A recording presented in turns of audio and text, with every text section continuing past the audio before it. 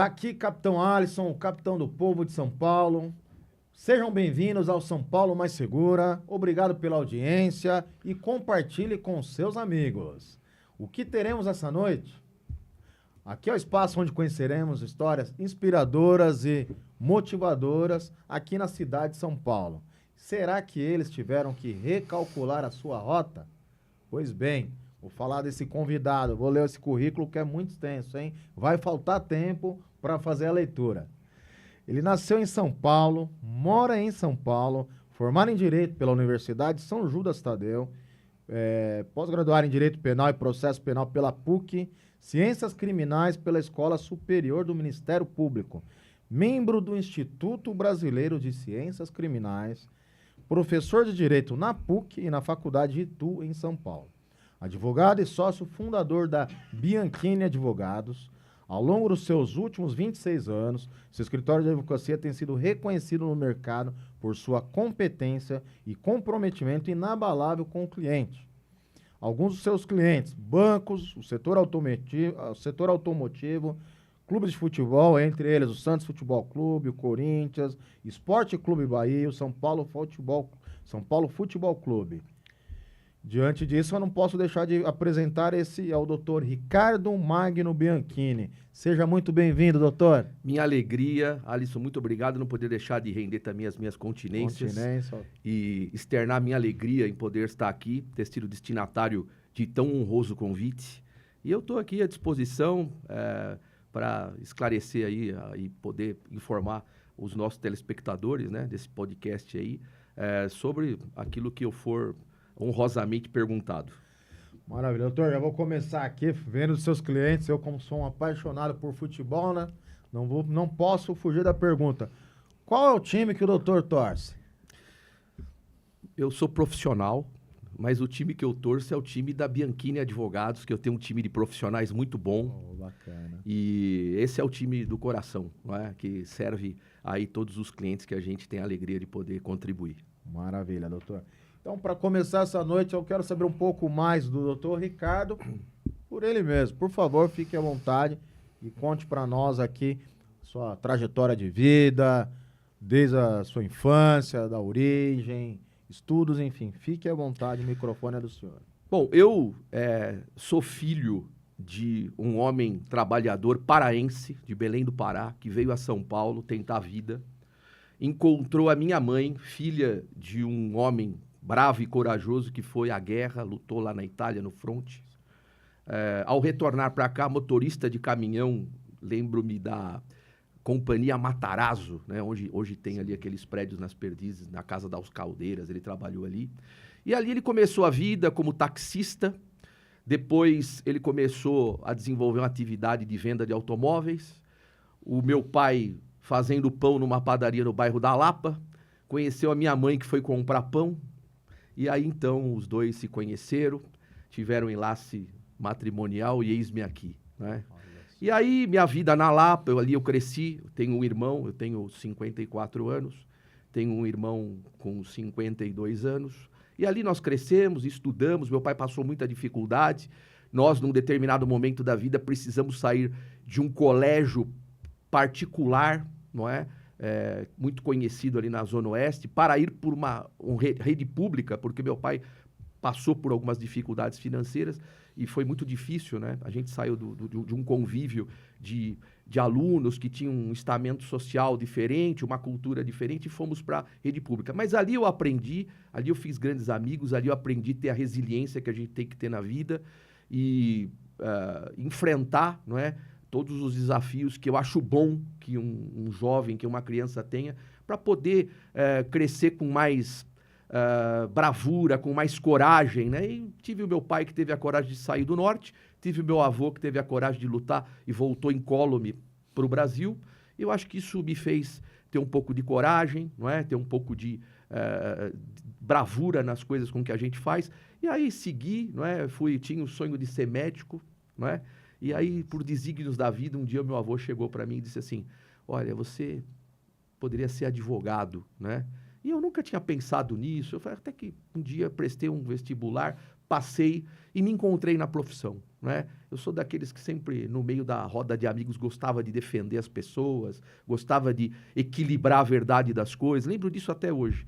Enfim, e aí me formei em Direito, comecei estagiando na área do Ministério Público, concursado, não é, na área do júri, só na área criminal, enfim, e aí fui seguindo a carreira na área criminal, fui desenvolvendo a minha atividade, o escritório foi ganhando, no começo com muita dificuldade, mas foi ganhando uma proa de clientes importantes, sempre tendo postura, capitão. Esse é importantíssimo, a postura, né? A gente vende conhecimento, mas antes de mais nada a gente tem que se apresentar na postura, como a gente se porta diante das coisas, e é isso que te traz a credibilidade para que você seja destinatário da confiança das pessoas. Pô, que bacana, hein? E aí falar aqui dos clientes, né? Tô vendo alguns clubes de futebol. Você podia até falar um pouquinho desse trabalho, essa representatividade, o que esses clubes significam para a Bianchini Advogados?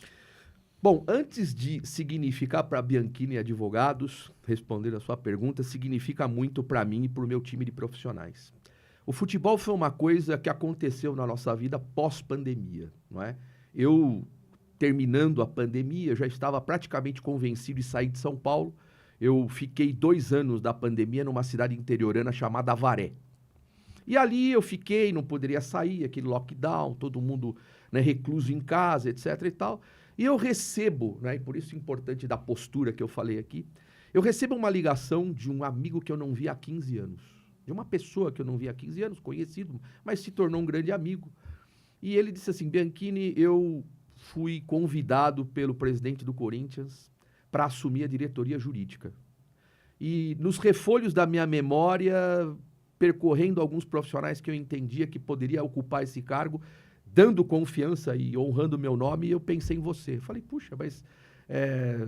E como assim, né? Nós estamos numa pandemia. Não, mas o clube não para, né? E eu queria que você fosse amanhã, não lembro o horário, mas logo cedo, conversar com o presidente do Corinthians e eu. E fui, sentei, ele me apresentou. E ali, né, uma situação bem complicada, o Corinthians atravessava já uma situação financeira difícil, aliada à situação da pandemia, né? Sem jogos, sem televisão, Diminui a renda, sem né? as rendas todas que o clube tem.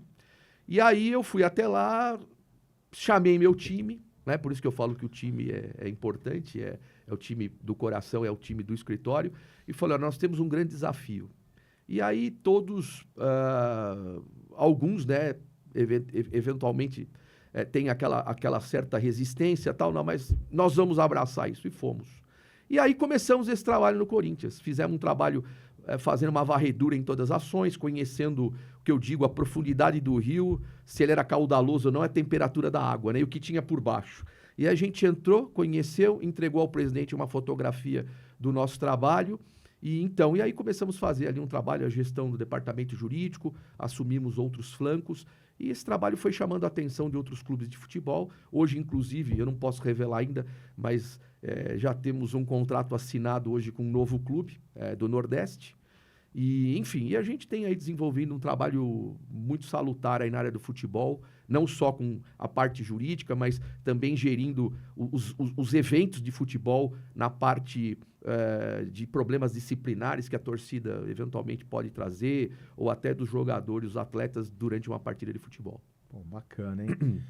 Doutor, pesquisei, né? Óbvio, né? Além de conhecê-lo aí, um grande expoente do direito. E essa questão da pirataria, inteligência artificial, eu nas palestras, nos eventos que eu tenho, estão perguntando muito da inteligência artificial na segurança. E no trabalho de advocacia, o que a inteligência artificial auxilia nesse trabalho? Bom, especificamente na questão da pirataria, né, nós dentro do Corinthians verificamos ali que o clube e outros clubes, inclusive, estavam desatendidos na parte da pirataria, do combate à pirataria, no seu espectro mais largo. Por quê? Porque durante a pandemia, as vendas, os sellers que vendem produtos não licenciados, vamos dizer assim, né, piratas, eles migraram para o mercado das plataformas digitais, né? Ou seja, Shopee, Mercado Livre e as mídias sociais como um todo. E o que acontece? Esses indivíduos que vendiam produtos nas lojas físicas ou nas bancas, nas ruas, eles passaram a se escudar nas plataformas. E aí, como que você localiza esse indivíduo? Você vai fazer ali uma verificação 1 a 1? Você vai fazer uma verificação ali, um garimpo, vamos dizer assim, físico? Não. Você tem que usar um instrumento, né, que é a inteligência artificial, para que a hora que você alimenta o sistema, ele percorre, ele faz um farejo e ele localiza esses produtos. Para você ter uma ideia, a gente localiza mais ou menos 2.000 alvos por dia. Não é? E a gente faz uma série de notificações por dia, isso é pulverizado no Brasil inteiro e até fora, interceptando não só produtos piratas, como também contratos que já foram vencidos do clube. Isso é muito importante, que o contrato já expirou o prazo de validade e o indivíduo continua vendendo, ou até detectando a burla de produtos que são licenciados, que estão em contrato em plena vigência e o licenciado burla o clube. Né? Então a gente, além de fazer tudo isso, ainda por último consegue converter aqueles que não são licenciados em licenciados. Né? Então, lógico que com camisa desportiva, que a gente diz mercado de pano, né? É mais difícil de acontecer, porque tem as marcas oficiais. Mas como um todo, produtos, né, que tem um espectro de 1.000, 2.000, 3.000 produtos licenciados, às vezes um clube, você consegue converter eventualmente um... Então, para o clube é um retorno de receita, um ganho. Sim, a gente traz todo mês dinheiro novo, não é? Todo mês a gente traz dinheiro novo. O dinheiro vem para o clube através das nossas intervenções. A gente faz operações policiais com a Polícia Civil de São Paulo, fazemos operações com a Receita Federal e fazemos operações também de busca e apreensão na órbita civil. A gente entra com medidas perante as varas empresariais, né, em lojas físicas ou em depósitos, e a gente cumpre essas medidas aí com os oficiais de justiça e, eventualmente, auxiliado aí pela Polícia Militar e a Polícia Civil, que dá a guarida aí ao nosso trabalho. Pô, que bacana, hein, doutor? Parabéns ao senhor e toda a equipe, porque isso é um trabalho que eu mesmo nunca tinha ouvido falar. Ah, obrigado, obrigado. Isso nada é por acaso, né? O senhor é uma referência em tudo isso. E na cidade de São Paulo, morando, nascido e criado em São Paulo, teve algum momento que a cidade de São Paulo foi insegura? Bom, eu acho que a cidade de São Paulo está insegura para todos, né? Nós, quando vamos consumir um produto, por exemplo, é inafastável a gente pensar, não deixar de pensar em segurança. Você vai comprar um carro, você pensa, puxa, mas vai chamar atenção. Você vai comprar um relógio, puxa, mas vai chamar atenção. Eu não uso relógio, mas ouço os amigos comentarem. Você vai eventualmente usar uma roupa, puxa, isso chama atenção. Isso é fruto do quê? Da insegurança. Se você anda num lugar que não há o porquê alguém perceber você ou subtrair o que é seu, não tem porquê vir isso na mente. Uma vez eu estava viajando, eu fui ao Canadá, foi uma coisa muito engraçada. Eu deixei um carro e a pessoa, só deixa o carro o senhor deixa a chave no contato. Eu falei, mas a chave no contato? Como assim, né? Alguém pode tirar a chave? Ele virou para mim e falou, por que alguém faria isso? Né? Ou seja, é uma cultura, é uma outra Eles não têm essa situação. preocupação. Não tem. Então, ou seja, aqui eu tive muitas situações, sim. Já fui vítima de roubo, não é? Que eu acho que o furto é algo que, né, que te machuca, que te revolta, mas o roubo é algo que te preocupa e deixa uma marca indelével. Não é? Por quê? Porque cria traumas. Eu vou contar uma história. Na pandemia que eu acabei de fazer a referência, eu estava dormindo, era umas 4 horas da manhã, e eu recebo uma ligação. 4 horas da manhã, eu falei, o que é isso? Meu filho. Eu falei, 4 da manhã, aconteceu alguma coisa. Atendi, ele falou, pai, eu tô na casa de um amigo, tô ligando aqui para você, consegui pegar meu celular, porque 4 homens entraram armados em casa e reviraram a casa inteira, tal, me amarraram, e eu consegui, eles me deixaram amarrado, tal, eu consegui me desvencilhar e agora vim para cá. Eu falei, putz, mas não é possível. Peguei o carro e vim correndo. Não é? Ou seja, o meu filho não queria mais morar em casa, eu tive que deixá-lo uma semana num flatzinho, traumatizado. Quando entrou no quarto, já tinha arrumado a casa toda, tal, mas quando entrou no quarto chorou, qualquer estalo na casa ele eventualmente ficava muito preocupado, toda a família. E essa foi uma das situações mais difíceis que nós tivemos. Notadamente, aqui eu quero já colocar uma coisa em relação à segurança. Eu moro num bairro que é ali na Zona Oeste, na Lapa. E é muito comum na Lapa, né, eu não vejo em outros bairros com tanta frequência, porque ali tem muitas guardas contratados, é um bairro residencial onde eu moro. Tem muita guarita de guardinhas ali que ficam, né, de vigilantes, que ficam ali particulares, que a rua paga, cotiza e pagam. E o que aconteceu? O guarda da rua foi sacado ali da guarita, levaram ele embora durante a operação dos meliantes ali, não é? Da intervenção deles, e eles diziam, olha, agora cai para a casa do advogado. Não é? Agora saiu da casa do fulano, saiu, agora cai para a casa do advogado. E o filho dele está sozinho. Então, sabiam quem estava, sabiam em que casa iam, enfim, inclusive disseram, não coloquem a mão no menino, né? E o guarda, que estava no meio de 2 ali assaltantes, ouvindo tudo isso, depois reportou isso a gente. Então, ou seja, hoje, esses vigilantes que estão ali, não é, às vezes são a ponta de informação para o assaltante, né? Porque não tinha como eu saber na rua, onde eu estou no terço da rua, que é no meio da rua, não tinha como saber quem estava, se não estava, que horas estava. Alguém que estava monitorando. Alguém que estava monitorando, sabendo, etc. E tal. Então, assim, esse foi o episódio em que eu, respondendo a sua pergunta, me senti mais inseguro, que eu tive que me preocupar com a casa. Eu moro em casa, não quis mudar para o apartamento, e não vou mudar, né? Acho que moro numa casa que me dá uma liberdade que talvez um apartamento possa não trazer, embora as seguranças. Mas assim, onde já se viu a gente ter que até escolher, né? Tava falando do relógio, do carro, onde e vai ter que escolher morar. onde vai morar. Digo assim, tenho que fazer isso. Eu acho que é importante, mas eu ainda não cheguei nesse momento. Graças a Deus, vamos dizer assim, passamos incólumes, né? Meu filho já superou a situação, mas assim, é um absurdo, né? Hoje a gente está à mercê da insegurança. Exatamente. Né? É complicado. Uma situação assim que o doutor pontuou, né? Até a gente fazia no programa Vizinhança Solidária com esses vigias contratados. Uma época havia uma triagem, pelo menos para checar antecedentes, para saber quem é quem, porque infelizmente, né, bons e maus profissionais têm qualquer carreira. Mas isso que o senhor falou é muito relevante. Como que eles tinham toda a informação? Então, esse é um ponto. E vou dizer mais, não existe, tá? Não existe eu até sugeri isso logo após. Eu sugeri que...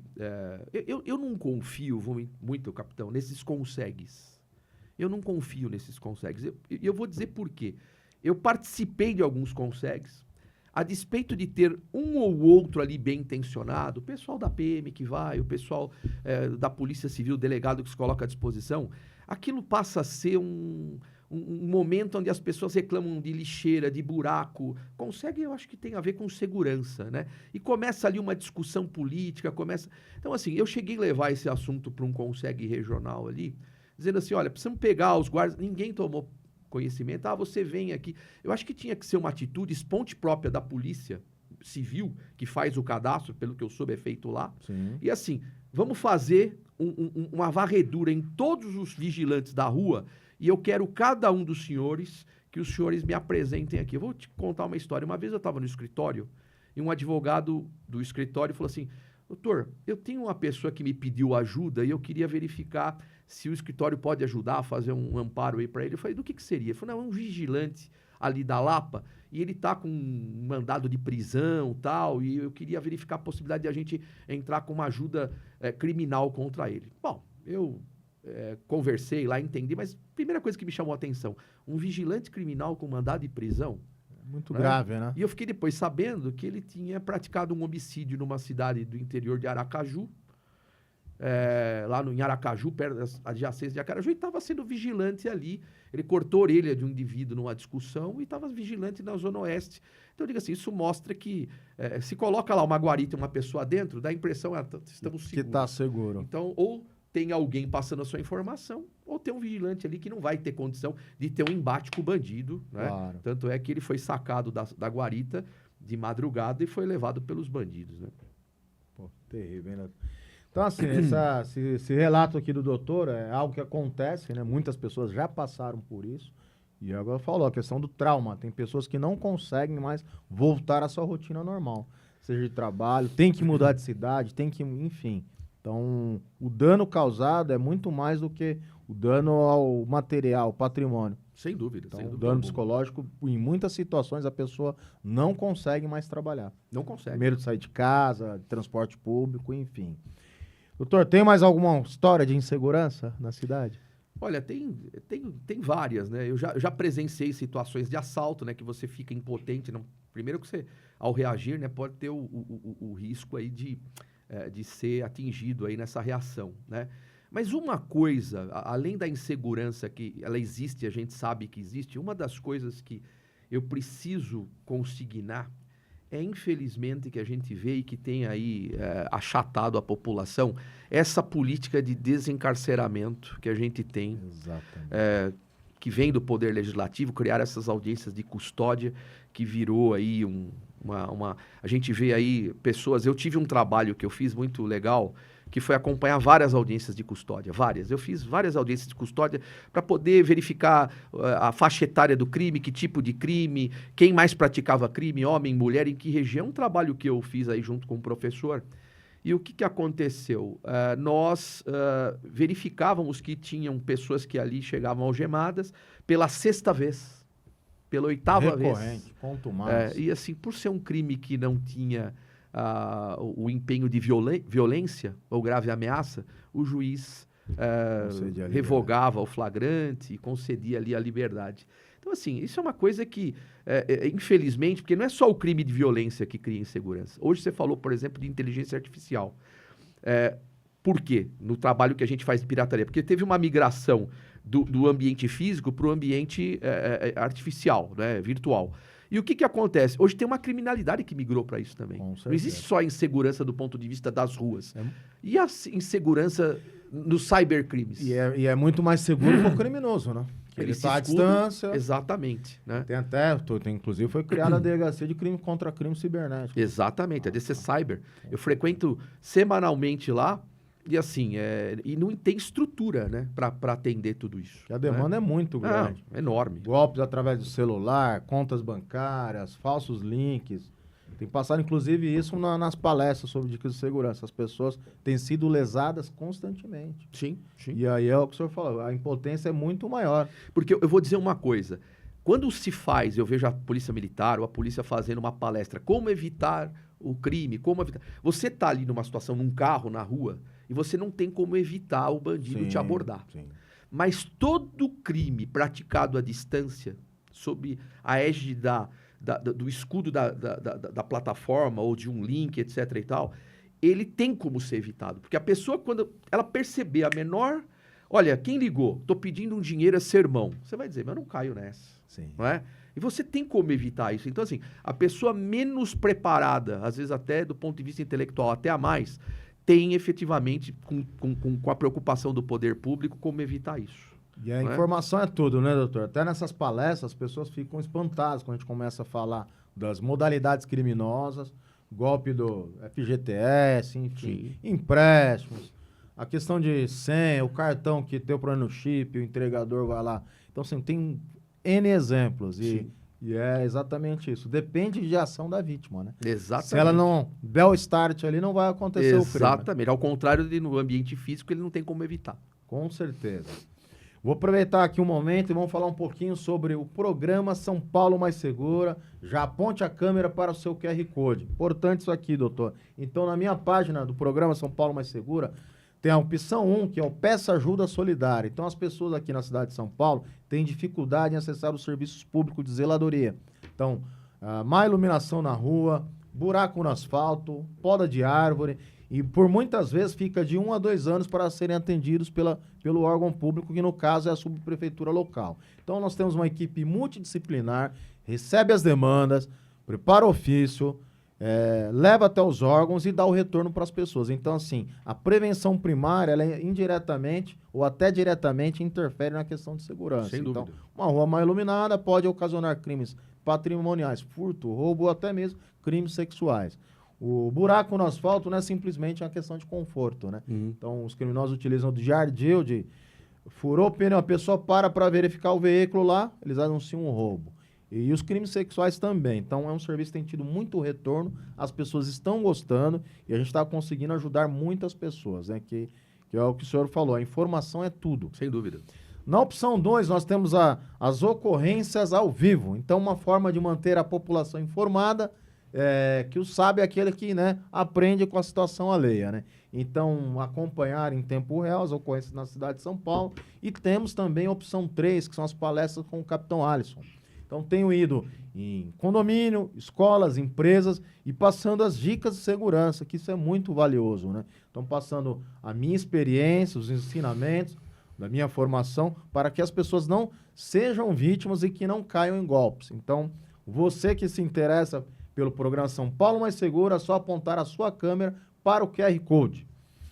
Vamos voltar aqui agora com o nosso entrevistado, Dr. Bianchini, um expoente aqui na advocacia, está dando uma aula para a gente aqui de informação. Doutor, para quem está assistindo aqui na câmera, qual que é a mensagem que o senhor passaria para pessoas, amigos, clientes que precisam de orientação, até mesmo entrar em contato aí com a Bianchini Advogados? Fique à vontade. Bom, em primeiro lugar, né, eu vou renovar aqui a minha alegria em poder estar com o Capitão Alisson, e eu aceitei, né, porque eu o conheci há pouco tempo e pude perceber com muita facilidade e tranquilidade a seriedade de um homem, um militar, da Polícia Militar, a honrosa Polícia Militar, e que faz um trabalho muito importante, que faz um trabalho essencial para a população. Falamos aqui tanto de segurança, né? E nada melhor do que ter alguém que conhece a polícia da viatura para dentro, da farda para dentro, né? Porque nós conhecemos aí a polícia da farda para fora, da viatura para fora. Então, assim, o que eu tenho a dizer, não vou aqui falar especificamente sobre a minha atividade, mas sobre a minha vontade de poder ter pessoas como o Capitão Alisson, que se preocupam com a segurança do povo paulista, que fazem um trabalho junto com a sua equipe em prol da segurança paulista. E eu já até vou me comprometer, viu, capitão, nessas palestras que eu acabei de ouvir, que o senhor falou relativamente a condomínios, a empresas, eu vou promover algumas palestras, vou destacar alguns locais que a gente possa fazer as suas palestras, para que as pessoas não passem por aquilo que eu passei, por aquilo que a gente passa, e hoje à tarde alguns vão passar, né? E nada melhor do que ter alguém que conhece segurança, que trabalhou com segurança, que sabe onde estão os pontos vulneráveis da população para que possam se proteger da investida dos criminosos, enfim, e de pessoas sérias, né? Que além da competência profissional, tem a seriedade pessoal. Então, a minha mensagem é essa, e agradecer, né, mais uma vez por estar aqui. Então, mais uma vez, muito obrigado, a minha gratidão pela sua amizade, pelo seu conhecimento, pelos ensinamentos, né? Imagina. E para você que está nos acompanhando, faça parte do programa São Paulo Mais Segura. Então, uma forma inovadora de a gente aumentar a segurança e reduzir a vulnerabilidade em face dessa variedade de crimes que ocorrem diuturnamente. Então, a informação é tudo e eu estou, juntamente com a minha equipe, à disposição de passar o nosso conhecimento para que você, sua família, os seus amigos, não sejam vítimas desses criminosos. Então, meu muito obrigado, doutor Bianchini, e para você que está assistindo, não perca que semana que vem tem mais. Por uma São Paulo Mais Segura, força e honra. Muito obrigado. Obrigado, meu amigo.